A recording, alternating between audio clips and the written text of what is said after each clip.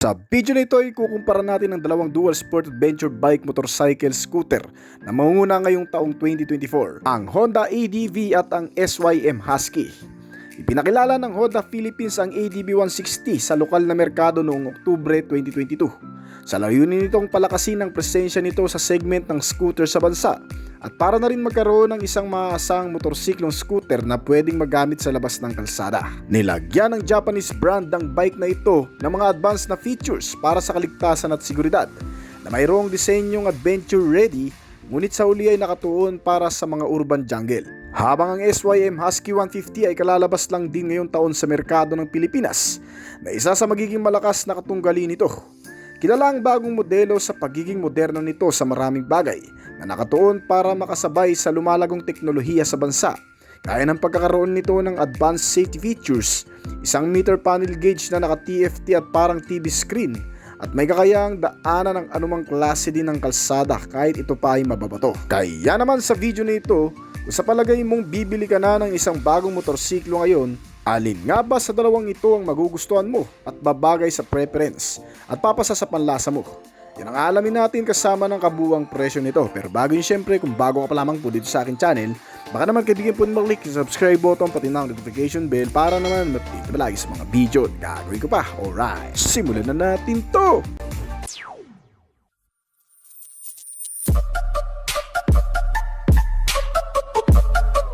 Dahil sa naunang dumating sa Pilipinas ang Honda ADV, ito ay kinikilala bilang isa sa maasang motorsiklo ngayon sa bansa. Maporma at malakas ang dating. Isa rin ito sa perpektong commuter bike na magagamit natin sa pang-araw-araw at pati sa mga long ride. At kung pagbabasayan ang pormahan nito, isa sa nakakamanghang estilo ng modelong ito ay ang napakagandang aerodynamic. Malalapad at makakapal na cover ng fairings at garnish. At may mataas na windscreen protector at may dalawang LED headlamp at may matulis na DRL. Napakamacho at napakalakas ng dating nito dahil sa mga nakapalibot na fairings sa buong body nito at mayroong malapad na upuan. Samantalang ang Husky 150 naman, bagamat bago pa lamang sa merkado ng Pilipinas, ang modelong ito ay hindi pa rin nagpapahuli pagdating sa magagandang klase ng katangian at pormahan. Meron din itong sariling estilo na nakakaagaw ng atensyon ng karamihan. Nilagyan din ng isang mataas na windscreen protector, dalawang eye-shaped LED headlamp na may kasamang daytime running light, malamuscular style na mga garnish at isang malapad na seating arrangement na magbibigay ng komportableng pagsakay. Ang bawat modelong ito ay nakakuha ng parehong magkawangis na disenyo na nauusong estilo para sa mga naka-dual sport adventure scooter na may parehong malalapad at malalaking sukat at kapasidad. Ngunit pagdating sa engine, mukhang malaki-laki ang diferensya ng dalawang ito, sapagkat ang Honda ADV ay pinapagana ng isang 157 cubic centimeter na displacement capacity, naka-single cylinder 4-stroke, single overhead cam at naka-liquid type na cooling system. Ito ay may fuel supply na PGM o program fuel injected type at tumutulong sa mas matipid nitong kumonsumo ng fuel at dinagdagan ng ESP Plus technology sa makina na nagpapahina naman ng dragging at nagpapatahimik ng ugong nito kapag naka-start na. Habang ang SYM Husky 150 ay pinapagana naman ng 151 cubic centimeter displacement capacity na naka-single cylinder 4-stroke, single overhead cam, naka-liquid cool type din na cooling system at fuel supply na electronic fuel injected type na kung saan tumutulong din dito para nang sa ganun ay tumipid din ang motor sa konsumo ng gasolina. Ang parehong modelo na Honda ADV at Husky 150 ay may transmission type na CVT, automatic variable gear shifting. Pero pagdating sa performance, ito rin ay may pagkakaiba. Kaya ng Honda ADV na gumagawa ng maximum output na 15.8 horsepower sa kada 8,500 RPM at maximum torque na 14.7 Nm sa kada 6,500 RPM. Merong compression ratio ang Honda ADV na 10.6:1 at boring stroke size na 60.0 mm by 55.5 mm. Habang SYM Husky naman ay gumagawa ng lakas na 14.4 horsepower sa kada 8,000 RPM at may maximum torque na 14.5 Nm sa kada 6,000 RPM. Habang ang compression ratio ng SYM Husky ay nasa 11.2:1 at boring stroke size na 57.4 mm by 57.8 mm. Kaya naman pagdating sa kabuuang bilis, may average top speed ang Honda ADV na 73 miles per hour o katumbas yan ng 117.5 km per hour.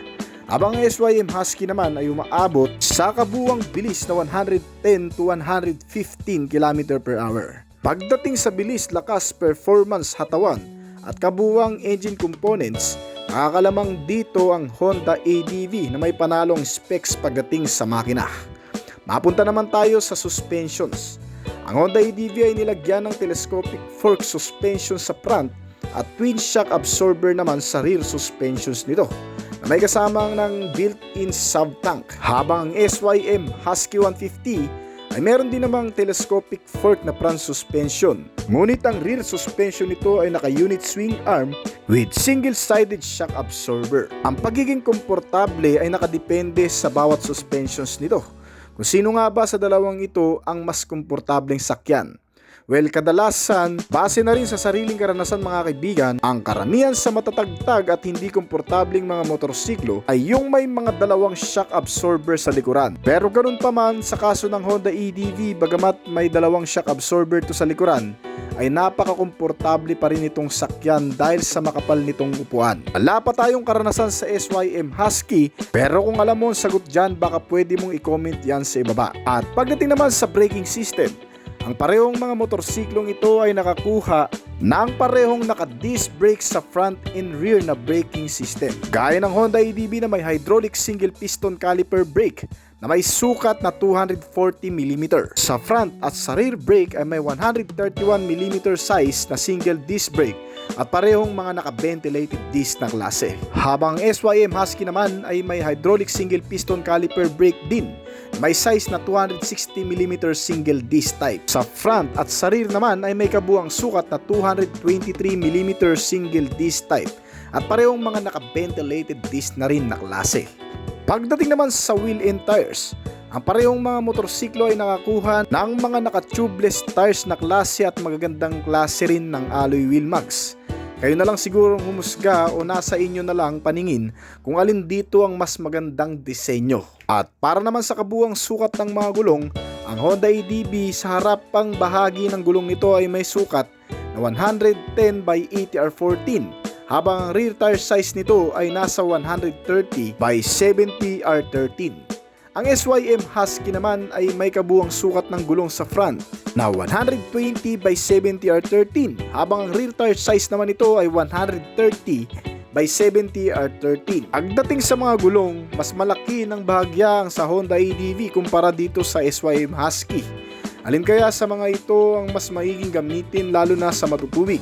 Well, tingnan naman natin ang ground clearance ng bawat isa. Ang Honda ADV ay nakakuha ng ground clearance size na 16.5 cm, habang ang SYM Husky ay mayroon lamang ground clearance size na 12.5 cm. Pagdating naman sa safety features, ang parehong modelong ito ay nakakuha rin ng magkakaparehong mga safety sense na magagamit natin lalo na sa araw-araw na pagsakay.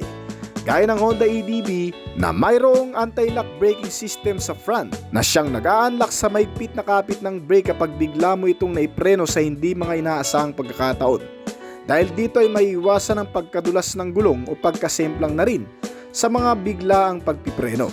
At isa pa, meron din itong traction control system o tinatawag na HSTC o Honda Selectable Torque Control, na siyang magagamit mo naman sa malulubak na kalsada o matutubig. At meron na rin itong pass switch, engine check warning at built-in hazard lamp para sa madidilim o visual na magagamit mo lalo na sa iyong mga makakasalubong para malaman kung may mga emergency kang gagawin sa biglaang mong paghinto sa gilid ng kalsada. Habang SYM Husky naman, pagdating sa kanyang mga safety features, ito ay nilagyan din ng anti-lock braking system na naka-dual channel naman. Ang parehong gulong sa harap at likod ay mayroong ABS na siyang nag-a-unlock din sa mahigpit na kapit ng brake sa biglaang mga preno. Meron din itong TCS o tinatawag na traction control system na magagamit mo rin sa malulubak at matutubig na kalsada.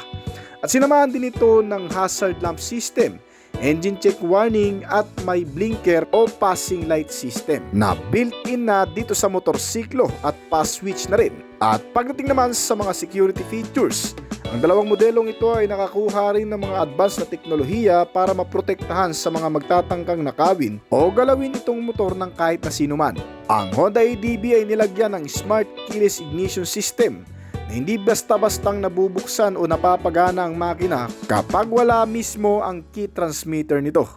Nilagyan din ito ng anti-theft alarm device na kung saan tutunog ito kapag nabangga o nasagi ng kahit na sino. Meron din itong answer back key system na mas magpapadali ng tracing lalo na sa maraming mga nakapark na motorsiklo na gaya nito. Habang SYM Husky naman gaya ng Honda ADV ay naka-smart keyless entry na rin, na kung saan ay hindi rin basta-bastang mapapagana ng kahit na sino magtatangka sa mga motorsiklong ito. Meron itong answer back key system at anti-theft alarm na kusang tumutunog kapag nasagi o nabangga itong motorsiklo nang hindi sinasadya. Ang dalawang dual sport adventure bike scooter na mga ito ay parehong ligtas sa magnanakaw at ligtas din sa pang-araw-araw dahil sa mga advanced safety features na inilagay sa bawat modelong ito. At pagdating naman sa pagiging convenient, ang dalawang motorsiklo ay sagana rin sa mga features na mas magpapakonvenient sa iyo lalo na sa pang-araw-araw na gamit. Ang Honda ADV ay nilagyan ng malaking underseat compartment storage na pwedeng paglagyan ng isang helmet, mga kapote at gloves at iba pang mga gamit na pagkakasya dito. Meron din itong dalawang bulsa o console pocket sa harapan na may takip sa harap, na kung saan doon naman makikita ang USB port charging system nito na saksakan ng gadget sa oras na ikaw ay nalobat. Meron itong mga lagayan ng mga gamit na maliliit na mapagkakasya mo dito. Habang ang SYM Husky naman ay nilagyan din ng isang malaking underseat storage na kasya rin daw ang helmet. Meron din itong isang console pocket na may takip na rin at isang USB port charging system na saksakan ng nalobat na gadget. Ang dalawang motorsiklo ay may pareho ding mga central spine na kung saan doon mo makikita ang lagayan ng fuel o fuel lid nito habang ikaw ay nagpapagas. Hindi ka na kailangan pang bumaba ng motorsiklo para malagyan ng gasolina ang mga ito. Kaya napaka-convenient at hindi hassle. Napag-usapan na rin natin ng fuel lid, ay pag-usapan na rin natin ang mga capacity ng fuel tank nito. Ang Honda ADV ay mayroong fuel tank capacity na 8 liters at kumukonsumo ng 40 to 45 km per liter. Habang SYM Husky 150 naman ay may kabuuang fuel tank capacity na 15 liters. Mas malaki ito kumpara sa Honda ADV na may fuel tank capacity naman na umaabot ng 40 km per liter. Pero mas nakatitipid dito ang Honda ADV. Pagdating naman sa ilan pang mga external features, ang Honda ADV ay mayroong LED headlamp, daytime running light at mga turn signal lamps na mga naka-LED type na. Kasama ang tail lamp nito na naka-LED type na rin. Habang SYM Husky ay mayroon ding panalong visibility sa pagkakaroon ng LED headlamp, LED daytime running light, mga turn signal lamps at ang tail lamp nito na naka full LED na rin. Nilagyan din ng magagandang handlebar ang bawat isa na parehong mga naka naked handle at may matataas na mga side mirror. Wala tayong masasabi sa buong body build design at style ng pang-external nito dahil kanya-kanya naman tayo ng paningin at preference sa pagpili ng motorsiklo. Kaya kayo na lang humusga pagdating sa bagay na yan. Well, mapunta naman tayo sa kabuuang sukat. Ang Honda ADV ay may bigat na 133 kg, may seating height na 78 cm at lapad na 76.3 cm. May haba ito na 195 cm at taas na 119.6 cm. Ang wheelbase size nito ay nasa 132.4 cm at kayang upuan ng hanggang sa 2 tao. Ang SYM Husky naman ay nakakuha ng kabuuang timbang na 140 kg at may kabuuang seating height na 78.5 cm. Meron itong haba na 198 cm at lapad na 78 cm. Habang ang taas naman ng motorsiklong ito ay nasa 78.5 cm. May wheelbase size itong motorsiklo na 139 cm at mayroong ground clearance na 12.2 cm. Pagdating naman sa kasalukuyang presyo, Ang Honda ADV ay nagkakahalaga ngayon ng 164 to 169,000 pesos. Depende sa dealer at lugar na pagbibilihan mo. Ito ay available ngayon sa merkado ng Pilipinas kaya makakabili ka talaga. Habang SYM Husky 150 naman ay nagkakahalaga sa kasalukuyang presyo na 152,000 pesos. At nakadepende rin sa lugar o kasa na pagbibilhan mo nito. At meron na rin ito dito sa bansa. Kung ako ang tatanungin, pareho lang namang maganda ang dalawang modelong ito na may mga panalong specs and features, magagandang klase ng pormahan at disenyo. Pagdating sa performance, nakalalamang talaga dito ang Honda ADV. Pero pagdating sa mga advanced features, masasabi kong mas nakalalamang ang SYM Husky pagdating sa mga makabagong teknolohiya. Well, kung ano pa man ang piliin mo sa dalawang motorsiklo ay nasa sayo pa rin naman yan. Pero kung ikaw ang tatanungin, ano nga ba sa dalawang ito ang pipiliin mo? Pwede mong i-comment yan sa ibaba pagkatapos ng video nito. Kung nagustuhan mo ang topic natin ngayon ay baka naman pwedeng pa-click ng like button at pa-comment na rin ng iyong opinion sa ibaba pagkatapos ng video nito. Bago po tayo magtapos, nais ko po muna magpasalamat sa mga patuloy na sumusuporta, tumatangkilik at nag-aabang palagi sa mga video na ina-upload natin dito sa ating channel. Maraming salamat po at shoutout po sa inyo guys. Kaya kung bago ka pa lamang po dito sa aking channel, baka naman kaibigan mo na-like sa subscribe button pati na notification bell para naman update palagi sa mga video na gagawin ko pa. At syempre hintayin ko rin ang opinion at comment mo sa ibaba kung may mga tanong ka tungkol sa video na ito. Huwag kang mayang mag-comment kaibigan o pa nang sa ganun masagutan ko rin ang mga nais mo pang malaman at makakuha rin ako ng idea mula sa iyo na magagamit ko sa aking mga susunod pang video na gagawin. This is Oblis Collection. Thank you!